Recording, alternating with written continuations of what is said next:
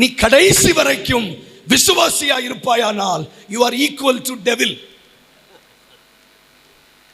ஏன் ஆண்டவர் நம்மை சீசன் என்று கூப்பிட விரும்புகிறார் என்றால், ஏன் ஆண்டவர் நம்மை சீசனாய் பார்க்க விரும்புகிறார் ஆனால், நீ பிசாசுக்கு மேற்பட்டவனாய் இருக்க வேண்டுமே தவிர நீ பிசாசுக்கு இணையானவன் அல்ல.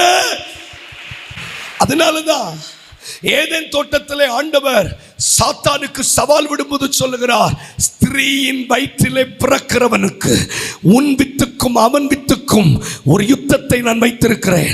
ஸ்திரீயின் வயிற்றில் பிறந்தவன் உன் தலையை நசுக்குவான். That is a promise.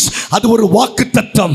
ஆனால் காலம் உருண்டோட அந்த வாக்குத்தத்தத்திற்குள்ளே போக முடியாத நாம் விசுவாசிகளாகவே இருந்து விட்டபடியினால் யாக்கோபு என்கிற அப்போஸ்தலன் எழுதுகிறார், நீ விசுவாசிக்கிற காலம் அளவும் உனக்கும் பிசாசுக்கும் ஒரு வித்தியாசமும் இல்லை.